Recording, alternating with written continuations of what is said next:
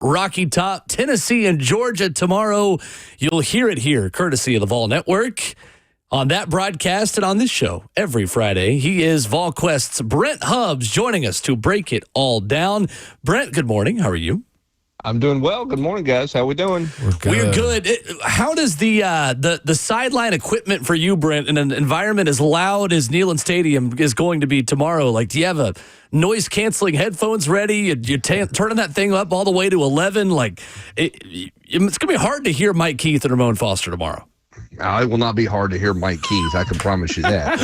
My man will be revved up, ready to roll. I do have my noise canceling headphones, and I will have them cranked up loud. It will be. It'll be exciting, and I'm looking forward to this environment. I've never really experienced this. I was down field side in '98 when Travis. I didn't have the whole game down there, but. I was not doing anything on air for the network at the time, so I went down to get ready to go get Houston Nutt for post-game interview in the Arkansas game, and was down there when Arkansas stumbled and fumbled, and then obviously we had the Henry show for the next 6 snaps or whatever, and that moment I was doing something with ESPN radio because it was a big deal. Yeah, I mean, number one team in the country is going to lose, right? And well, I would just remember the producer screamed into my phone, "Go," after the fumble, and I have no idea what I said. I have no idea if anybody heard me. It was so loud in there, you couldn't hear a thing. So hopefully there's some moments tomorrow where it's really loud, and I'm sure it will be. It should be great. It should be a great environment. Brent, where is this game won or lost for you? It feels like we can break down this matchup from so many different perspectives, but if you're picking one thing Tennessee has to do to upset Georgia tomorrow, where do you begin? Middle of the football field on both sides. Tennessee's got to protect the quarterback, particularly in the interior, because that's where Georgia's brought a lot of their pressure package stuff the last 4 years. So Tennessee's center guards have to be really good in there. Tennessee's given up 18 sacks in the last 4 years. They've got to be better than that. And then Tennessee's secondary has got to hold up, particularly in the middle of the field with the safeties, because I think that's where Georgia will continue to try to attack Tennessee. Last year, Carson Beck had a field day, 199 yards and 2 touchdowns between the numbers. I think they'll come at Tennessee's safety, so Turrentine has to be better this year than last year. Farouk's going to have to be the best he's been, and Tennessee's got to play the middle of the field well. Hubbs, when you we're joined by Brent Hubbs of VolQuest's on 3 this morning, man. Hubbs, defensively for Georgia, where do you see the strongest part of them to where they should want to attack UT going into it? Because that's the thing about it. They hadn't shown much against Marshall or Austin Peay. Is it the edge? Is it up the middle? Or the secondary that could be more problematic for the Vols? I think it's up the middle, and that's why it's one of my keys, Ramon. And I think that's where being vanilla comes into play. If you were great off the edge, and look, they may play great tomorrow off the edge, I don't know. But if you were an elite team off the edge, I think you'd have more than 3 sacks just by natural play, right? Mm-hmm. Just if you're vanilla and you're bringing 4 against those 2 teams, you think more guys get home if you're really, really good off the edge. And they're good, they're talented. But if they were elite off the edge, I think they would have more than 3 sacks. So I think where the exotic stuff comes in, the lack of vanilla, if you will, comes in with what they do with their pressure package, and that includes their inside linebacker blitzes, because that's where they've come from. That's where they've made their hay against Tennessee defensively. So I think that part of it, when I look at Georgia's defense, I think they're good on the corners. I mean, I don't know that they're littered with top 10 picks. I mean, I don't think this defense is not necessarily the minor league team for the Eagles, but it's still a really talented defense. But I think they may have to be a little more creative, at least early in the year, as they kind of, figure themselves out. And so I think those linebackers are going to be the strength. That's what Tennessee's got to handle. No doubt. There's been a trend. The Vols have increasingly gotten better. I say that lightly, in the run game against Georgia. Is this the year they take that step and somewhat control the game and set themselves up better to where they're able to throw the ball in the red zone? They're able to throw a passing touchdown because the run game cracking. What was it last year? 152 yards. The year before that, 130 with 75 on the opening play. Like, this has to be an emphasis this week, considering how physical the Vols offensive line has been against his first two opponents. Will, how about Ramon's research and all of his rushing numbers, man? The dude is locked in Dang and good. ready to go on a Saturday. Broadcast professional, Ramon Foster. I mean, it's unbelievable. I think when you look at this, Ramon, your point's well made. And I think what happened last year, I think Tennessee getting into two tight end stuff really helped them. I think they may have gotten out of that a little bit too much last year, particularly in the second half. I wonder if they stay in more two tight ends and what that looks like tomorrow. I think the schematics of this for Tennessee offensively is going to be interesting because I think they were more successful running the ball out of the two tight end stuff, which they were in a lot on that opening drive last year, which was their best drive of the game. I think Kitzelman had 3 touches on that drive. So do they stay in that? Do they feel like offensive line-wise they're better, that they can run the football in their normal, normal setup with 3 wide receivers? I don't know. I think you may see them in some two tights. As for the red zone, hey man, that comes back to quarterback play. Quarterback's got to make a play. I think that's one of the encouraging things you've seen out of Joey Aguilar for 2 weeks is he's made a play, particularly in the tight area of the field. He did it twice against Syracuse. He made a couple of plays. That was a nice fade he threw to Brazel for a touchdown. I know the coverage wasn't much, but the ball placement was good there. If you're going to score in the red zone, you have to make a play. And you go back again to, I'll use the opening drive a year ago. What happened when he got down, tight near the red zone? Nico had a scramble. He had a run on third down that moved the sticks. It moved him inside the 10, I think. So your quarterback in that area has to be able to make a play. That's what Tennessee has to have out of Joey Aguilar. He's got to take care of the football. He's got to make some plays in the middle of the field, but he's got to be really good when they get into that tight area down in the red zone. Brent Hubbs of VolQuest's our guest this morning on Ramon and Will. Brent, on the injury front, what are you hearing about Jackson Moy or Tyree Weathersby and their status to go tomorrow?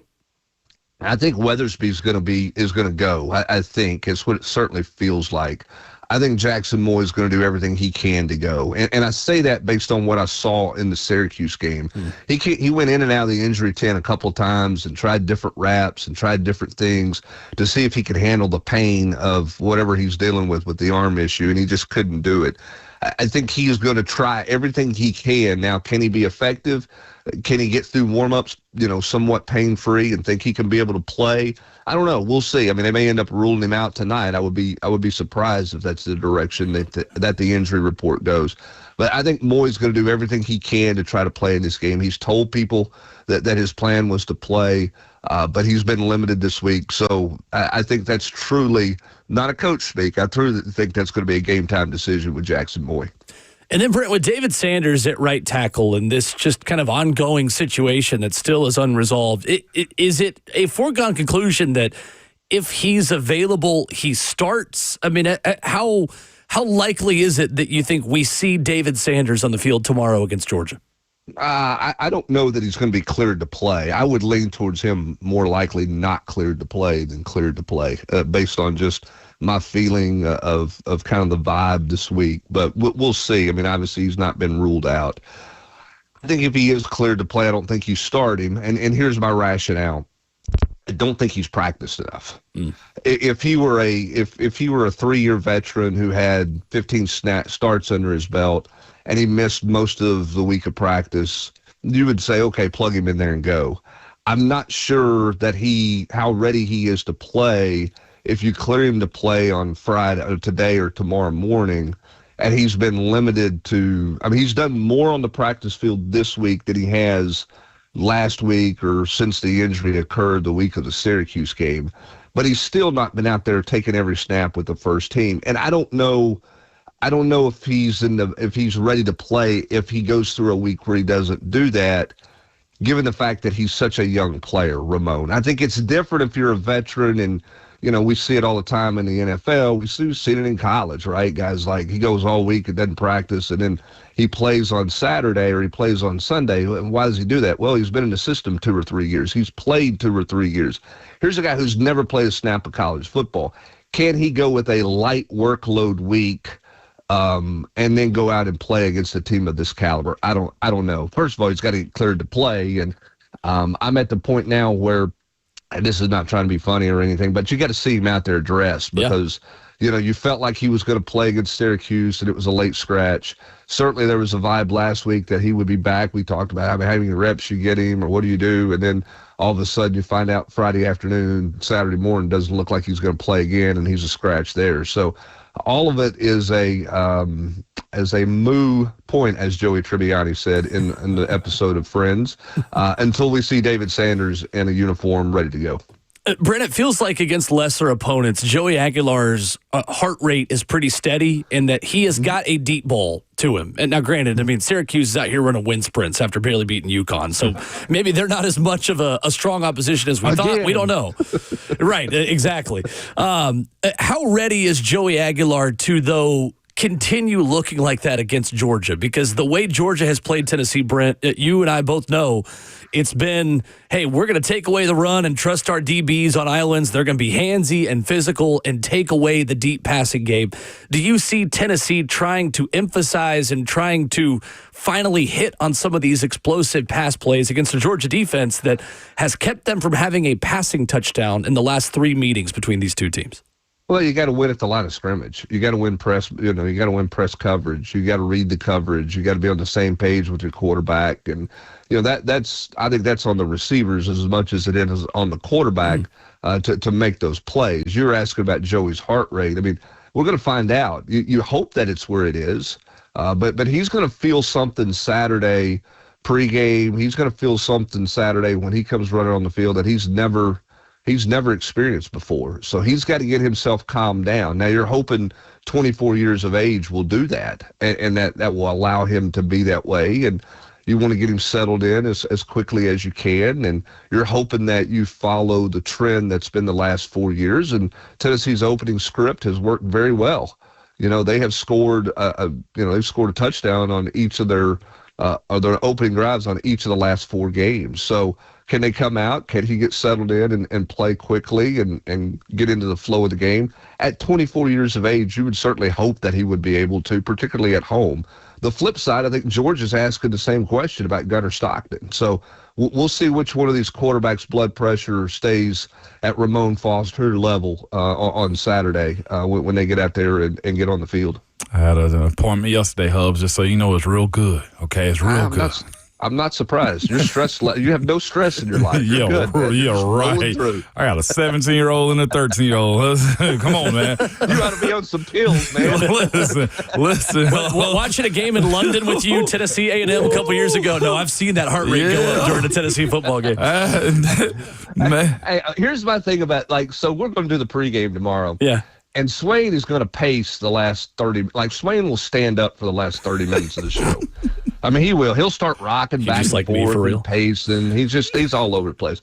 Ramon will sit there and hit those big old hands will start, and he'll rub from the top of his thighs to the top of his knees. And that'll be Ramon for 30 minutes. And I'm over here going, what's the big deal, guys? I mean, let's get to the show, right? Because I've never played. I don't have any idea what they're experiencing. But it's so funny because Swain is a swayer. He's a pacer, kind of rocking back and forth. And Ramon, I mean, he looks like he's trying to rub paint off his hands is what he's doing. That's what Ramon does for pregame. It'll be so fun. It'll be so much fun. You don't know me.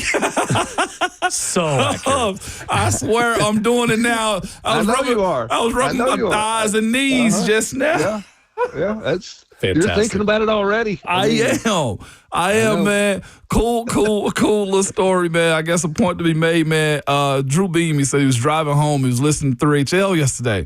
3HL, Ron Slay and Brent, I was about to say Brent Hubs, Brent Daughter and Don Davenport. And they're asking me about the game. And Drew Beam was listening. He inboxed me on Instagram. Was like, man, you guys got me hype right now talking about this game. He was just like, man, Joey and Hype are going to take this home. I was just like, man, he just like me. It's on us to get the people going, Hubs.